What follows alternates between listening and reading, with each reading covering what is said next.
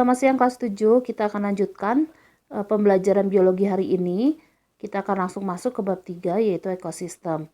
Pada bab sebelumnya kita membahas tentang organisasi kehidupan, mulai dari tingkat yang paling sederhana adalah sel, kemudian jaringan, organ, sistem organ, dan terakhir adalah organisme atau individu. Kali ini kita akan membahas bab 3 ekosistem. Kita awali dengan satuan dalam suatu ekosistem. Yang paling sederhana satuannya adalah individu. Individu berasal dari bahasa Latin individuum yang berarti tidak dapat dibagi. Dalam lingkungan, individu ini berarti satu organisme secara utuh. Contohnya adalah seorang manusia, seekor monyet, ya. Kemudian juga seekor kelinci, sebatang pohon pinus, dan lain-lain. Satuan ekosistem yang berikutnya adalah populasi. Populasi ini adalah kumpulan dari individu yang sejenis dalam suatu tempat tertentu dan waktu tertentu. Contohnya adalah gajah, ya. Populasi yang tampak pada gambar adalah populasi gajah. Oke. Kita akan lanjutkan satuan ekosistem yang berikutnya adalah komunitas. Komunitas ini adalah kumpulan dari populasi yang ada di suatu wilayah tertentu atau kumpulan dari makhluk hidup dalam suatu wilayah tertentu. Contohnya ada populasi rumput, populasi serangga, populasi rusa, harimau. Oke, kita akan lanjutkan satuan ekosistem yang berikutnya adalah ekosistem itu sendiri.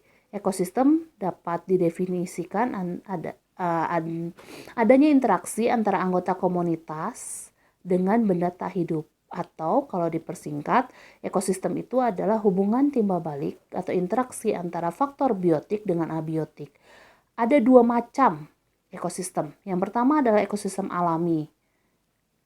Contohnya adalah sungai, laut, ya. Sedangkan yang kedua adalah ekosistem buatan. Contohnya adalah waduk, sawah, akuarium. Berikutnya adalah biosfer. Biosfer ini merupakan kumpulan dari ekosistem yang terdapat di muka bumi ini. Kita akan lanjutkan. Kita akan bahas tentang komponen dalam suatu ekosistem. Tadi sudah saya singgung, ada komponen abiotik, ada komponen biotik. Komponen abiotik, A itu artinya tidak, biotik hidup. Berarti ini adalah komponen yang terdiri atas benda mati. Contohnya adalah air, tanah, udara, cahaya matahari. Komponen yang berikutnya adalah komponen biotik atau komponen yang terdiri atas makhluk hidup. Yang pertama adalah tumbuhan, yang kedua adalah hewan. Nah, berdasarkan jenis makanannya, hewan dibagi menjadi 3. Yang pertama adalah karnivor, pemakan daging. Kedua herbivor, pemakan tumbuhan. Yang ketiga adalah omnivor, yaitu pemakan daging dan tumbuhan. Berikutnya ada juga organisme yang disebut dengan dekomposer. Dekomposer ini adalah pengurai.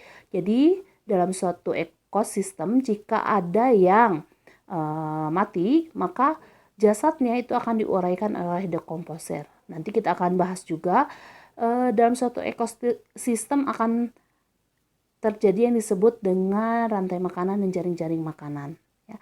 Tapi untuk hari ini materinya dicukupkan dulu sampai di sini. Tugas kalian apa? Silakan kalian baca karena literasi dari Google Classroom. Ya. Selamat mengerjakan. Terima kasih.